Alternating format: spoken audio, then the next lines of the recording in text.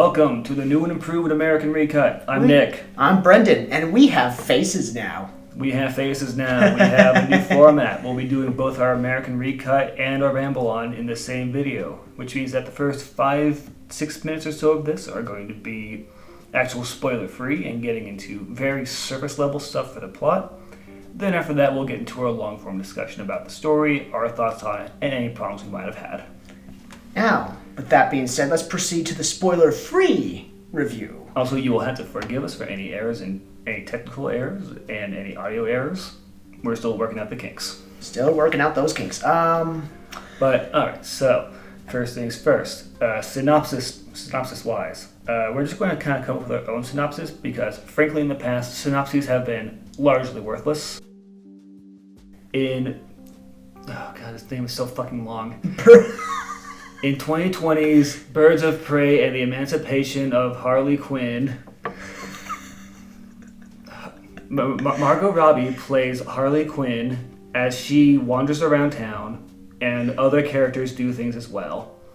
There's some fight scenes, there's some songs that we know, but it's just Suicide Squad again. Without Jared Leto. God. Okay, so I think that's good enough. I think we've done enough synopses. Yeah. Onward to the meat of it, the American Recut.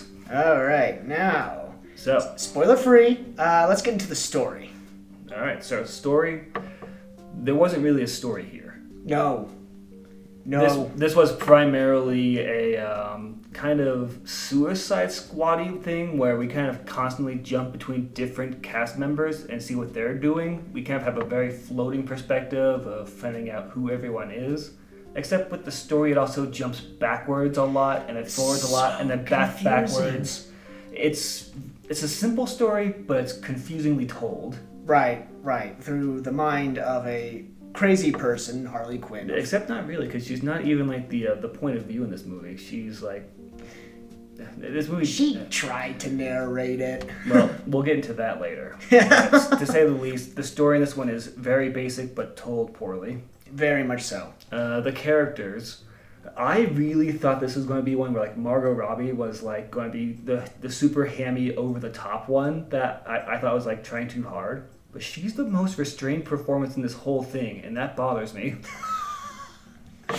And I'm not even kidding. Like, you have, like, the 80s cop woman character who's, like, super, like, chewing on scenery. God, you got the girl, such a sandwich. Such a ham sandwich, my God. You've got the girl who's, like, the Vengeance arc rebel character who is super hammy as well. You've got Black Canary who's really leaning into, like, this kind of gospel kind of like poor neighborhood story that she's doing with her thing. Yeah. You've got Mark Hamill who is super Ewan McGregor? Ewan McGregor. I get them mixed up.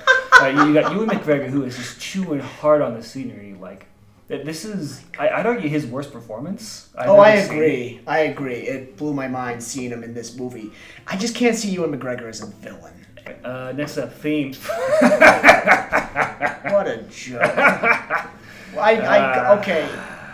What themes? What themes? You know, I mean, like... girl power. Yeah. Essentially. Everyone's lesbian. Or gay. Experimental bisexual? I don't know. It's... I think that's really the theme, is like kind of a girl power thing. Yeah. There wasn't much more to it. No, not at all. Let me see. Was that the whole spiel? Story, characters, things? Yeah, we have effects. Of course, effects. In terms of effects, they're okay, but they're fine. Like, especially for a DC movie, these are fine. You have some occasional places where you have really bad lighting. You have these places where you get like these amazing shots for like a scene, and then it cuts to like these really generic garbage shots. Sure. You get some of the shots that are used in the trailer. Don't worry, you've seen all the good shots there in the trailer. Pretty much. Beyond that, the camera work was a little disorienting for me. They shake the camera around quite a bit. There were some places where it was really bad. Like, really bad effects in places. Like, I'll get into examples later, but needless to say, there are places where it's really jarring to the point that it takes you out of it. Yeah. It's jarring. It's a little nauseating for me. It's just, I get it. It's an action movie. You have to have fast-moving camera work, but Jesus. Is it, though? Because they spend, 90 minutes on exposition in this movie. No joke. Anyways, though. I guess let's get into our final yay or nay for recommendations on this film before we move on to just deeper discussion and deep dive. Yeah. All right, Brendan, start with you. Do you recommend seeing Harley, Quinn, and the Emancipation of the Birds of Flock in theaters? Oh, absolutely not. I mean, the only saving grace is no Jared Leto Joker. That was awesome. Beyond that, the movie's a dumpster fire. It's, like you said perfectly, it's Suicide Squad, but with a female empowerment package slapped on there. I also would not recommend this movie. It's lazy. It's got some of the worst characters I've seen in a long time. The action scenes are okay, but they don't do enough to carry the film, No. especially when it's framed around the idea that Harley is clearly getting away with too much in universe. It's got multiple issues with the editing and the choices they make in the storytelling that Definitely constantly step on their own toes. Yeah. If you're really into DC and you're hoping for a win, this is better than Suicide Squad. And that's a stretch. That is a stretch. It's the Aquaman of Batman movies lately. That's a fair comparison. It's fine, but not fine enough to be good. So no, I do not recommend this. God damn. No, definitely not. Now, that being said, let's go into our spoiler The ramble on. laden review. The That's ramble right. on portion. There are going to be spoilers from here on out. Don't blame me if you stick around. Yeah, no. Yeah, if you don't want to... Then again, what are we going to spoil? Who else is going to see this? Hey, my theater had at least 3 other people. One guy with his kids, and the people who managed to sit right next to me while they smoked cigarettes. No, he did not bring his kids. Oh, of course he did. Oh, dude!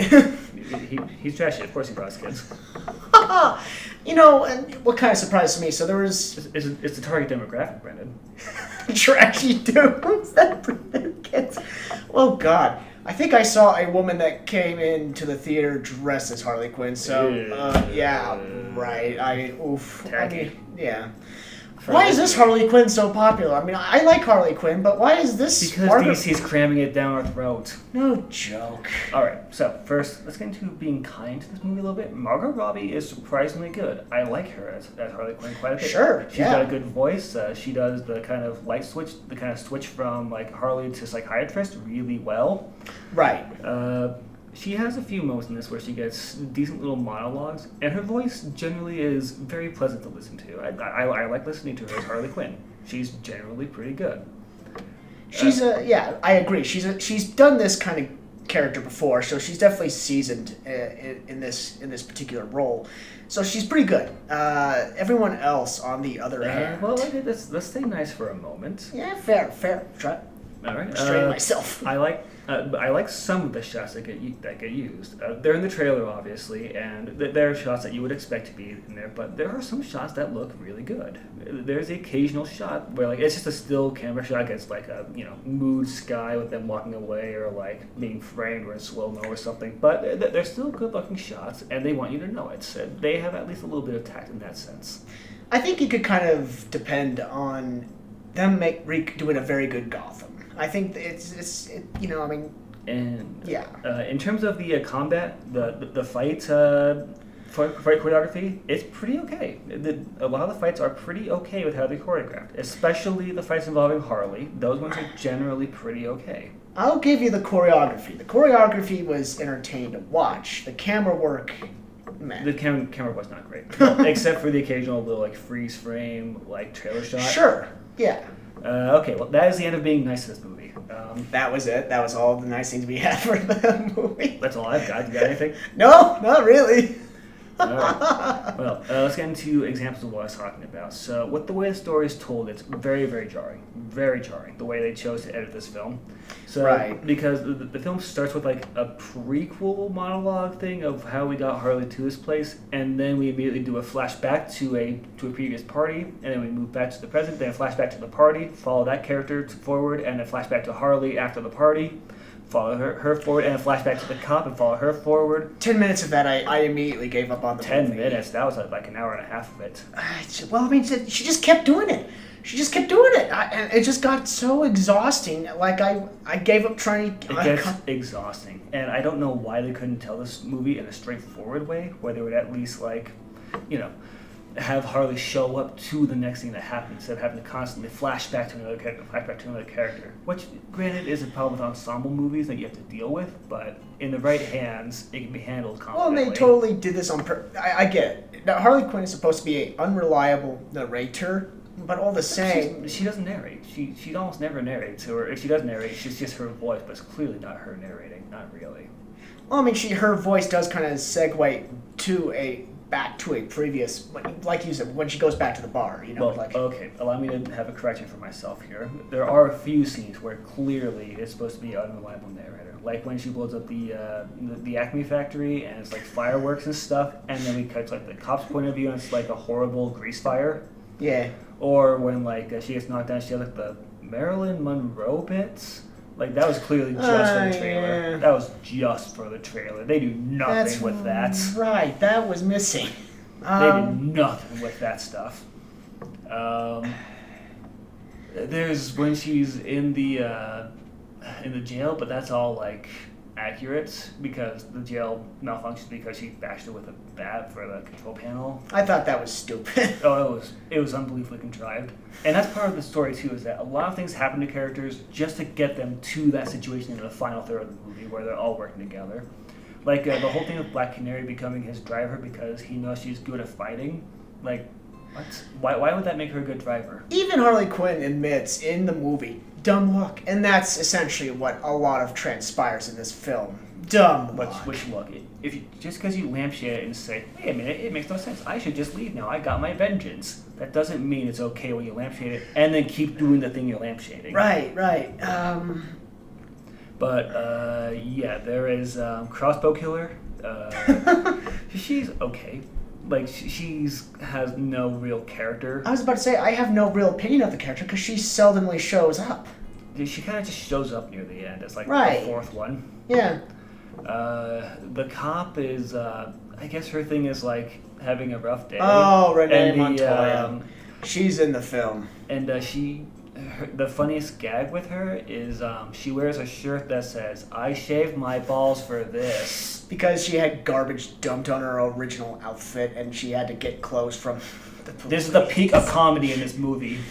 I shaved my balls for this. This movie is just... The way it's edited, okay, so there's one particular scene I want to talk about with the editing in this movie, which is during the nightclub stuff, right, where Harley's in the nightclub, she's dancing, she's having a good time, we do a flashback to Black Canary's point of view, and she gets drugged and taken out to the alley, and like they're going to go into a van or whatever. Yeah, right? that's it. The problem I have with that is that she goes in that bar at night, and it's the middle of the day when she's taken out back. That's a good point. That's a good point. So where was she for the rest of that My night? theory with this movie is that it was already a bad movie before reshoots. Don't even get down my throat, you fucking DC fanboys. But this movie probably had a ton of reshoots, and I mean a ton. Oh, like there is. I could see that. It was Mark Hamill, right? No, Ewan McGregor. Ewan McGregor. God, I keep doing that. Right, but with Ewan McGregor, I think the whole reason he has that black mask on during the final stuff is that they couldn't get him on set for that, so they just dubbed over his lines. Oh, that's a good point. I was wondering why It's such a wasted character. The sad part about the editing in this movie and the reshoots is that it's noticeable from the first 5 minutes because there's a joke in the early part where Harley talks about like, when I broke up with Mr. J, I had a hard time, but he took it really hard. And then we just see her banging on the window and like sad, but we never see the jokers, like the second half of the joke. Because the first half of the joke is Harley's an ugly mess, but she says that he had it worse. And then we cut to Joker, who isn't even reacting. I thought for sure they were at least going to give us a little bit of a cameo, but no. There's a second half to that joke that isn't there. That's because I'm guessing Jared Leto was planned to be in this movie as well, but last second they said, he's not testing with audiences, let's get him out of this movie. And they cut out all of his scenes. Good. That's my guess.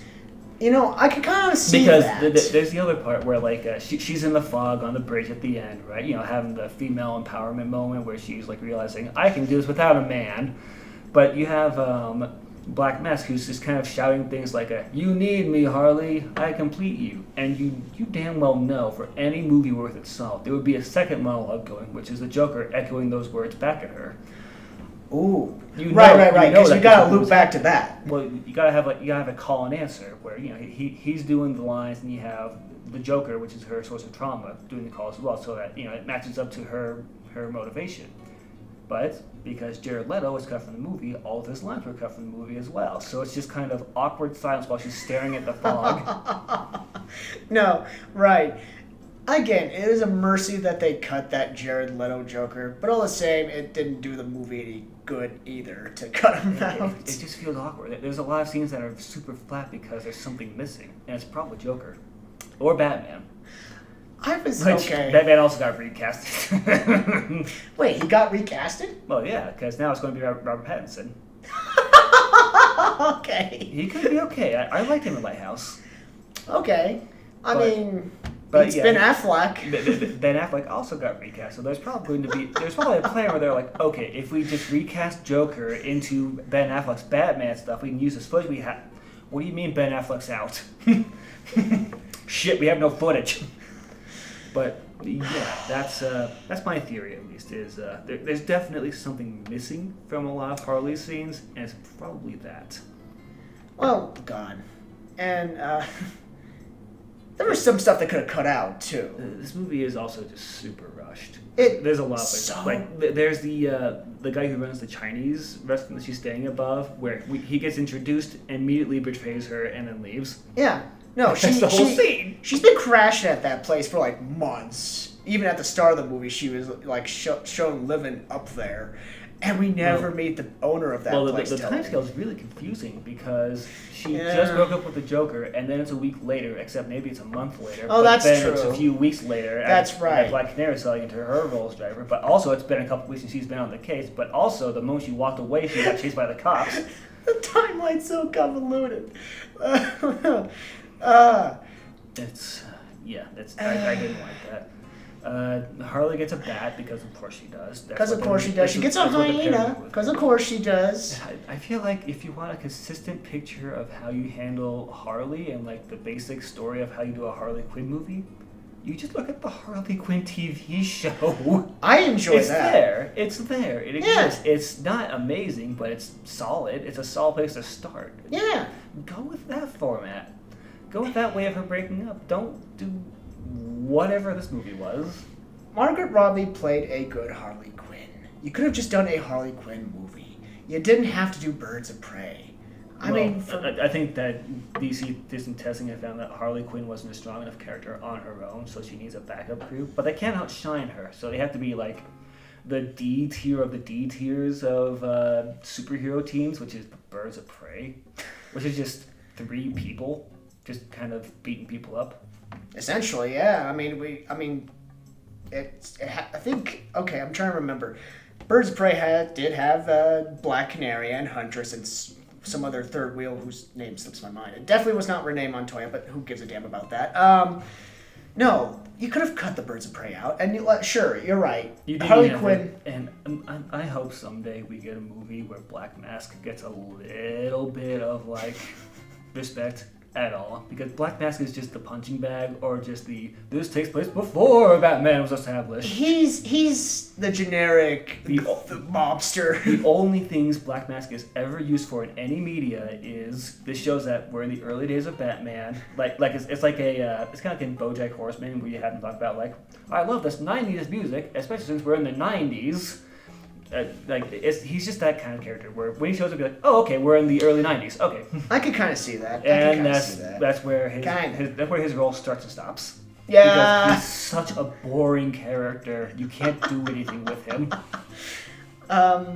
Even making him in a gay relationship with Zaz. That was so weird. Thank you for saying that. That was a bizarre bromance. It was odd because the way they had that coded was Zaz and him are clearly coded as a gay couple, right?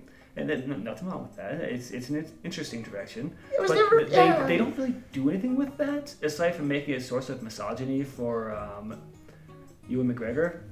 And then on top of that, Zaz has like these really weirdly sexual scenes with the women. Like he's going to get really rapey with them, but he's gay. Or bisexual, I don't know. It's so everyone is just really into everyone, or I don't know. It's so awkward and it was so uncomfortable to watch. Generally, it doesn't really play into anything going on with the plot. No, it's so abysmal. You could have cut that weird bromance out. Well, I mean, I think the bromance works well enough. It's why Zaz is willing to help him out. But I think that as far as like. With the officer, her thing with like her ex being that was the totally DA abysmal. lady and the chief like stealing her job, like none of that came to play. So abysmal. Yeah, she was only in for like one scene. Well, I mean, like, yeah, the fact that she was her ex and the fact that he stole her work was not even a factor. It didn't matter. I get it. You want to add more to the turd Sunday that is Renee Montoya's life. Yes. I mean, she just didn't matter. No, not really. I mean, she was just kind of there. She was there to show that Harley learned how to do the handcuff thing. Well, she was also there to make the Gotham police look incompetent, which, you know, because of course they are. It depends on the rating, but yeah. But, you know, I mean, it's... You like you said, now that I think back on it, this movie seemed like a loose cut and paste, a lot of snipping cobbled together kind of movie because, you know, I mean, I can see what they would like to bring the Jared Leto Joker back. I don't think I'd like to see him bring him back. Well, they spitballed that idea, but they, you know, realized, like you said, he didn't test well with audiences, which, to say the least. Surprise, surprise. Yeah, so I think final recommendations. Go see Birds of Prey in theaters now. 83% recommended by critics. That means it's good.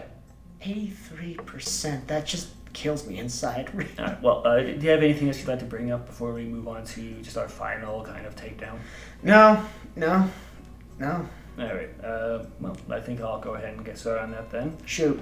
Birds of Prey, it's uninspired, it's poorly edited, it's got a lot of scenes that just don't work, and it's got poor characters. Like, every time the story wants to do anything, it makes a bizarrely bad choice that undercuts everything they're doing.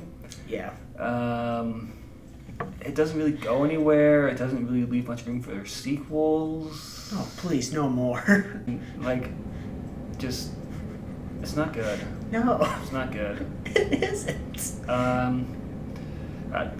And this is the thing too, like, if you like action movies, then the action's undercut by them like just having non-stop talky back and forth dialogue for a long time. If you like the Batman universe, then it's constantly undercut by them like completely rewriting characters, or like writing like Batman. Like, there's no Batman, there's no Joker, there's no interesting characters in this. No. It's barely a Batman movie. Just barely. If you like the new Harley Quinn, she kind of just moseys around for a while and doesn't really have a motivation in this movie. No. That's what they want to talk about. Shit. All right, let's back it up a bit real quick. All right. So action movies, the way that you usually portray them, right? Where the protagonist spends the first 2/3 being very passive. He has to respond to things that are happening to him and has to react to things. But in the last third or so, this character usually will end up finding some kind of key or secret that will allow him or her to kind of claw back their ability to be an active protagonist and begin messing with the villain and moving towards finishing up the villain. Sure. Harley never has that final step. She is constantly on the back foot reacting to stuff. Oh, yeah. She is non-stop just reacting to things. She's just part of the ride, really. And that's the biggest problem with a female empowerment movie that has a constantly passive protagonist, is if she never is active in any way, shape, or form in the development of the plot, she's not empowered. She's actively being victimized by the story. Huh. That's one way of putting it. Yeah. That's not good. No. So, No. final recommendation. No. No. In general. No. I do worry about Hollywood using female empowerment as a cheap gimmick to get butts in seats, and I think this was kind of a prime example. Honestly, we're at the tail end of that at this point. What's like, that? We're at the tail end of that at this point. Like, they've been doing it and doing it and doing it. They have, yeah. And this, God, this is just an awful movie. This is a sequel no one asked for. You know, I mean, Is it really a sequel? It's a good point, because it never mentioned Suicide Squad, so fair, but this is the same Harley Quinn from Suicide Squad, so I'm gonna say there's a correlation? Huh, you would have thought there would have been a Suicide Squad cameo. I guess they're trying to bury that for some reason. Can't imagine why. Yeah, that's weird. You know what, that's a good point. This is a Harley Quinn reboot. It did not do well. It fell flat on its face. Instead of inflating Harley Quinn's character, it deflated her, in my opinion. I like DC Universe, but this is a crap movie. I actually prefer the Schwarzenegger movie as Mr. Freeze over this movie. And I don't boy. Please. The one where Batman had nipples on his suit. Okay. Anyway, don't waste that $10 to $12 seeing this movie. Well, thanks for joining us on this exciting new effort in definitely January. What are you talking about, January? We try to upload weekly. Shut up. This Right. has been Nick. This has been Brendan. Thanks for joining us. Classy. That's you. Yeah.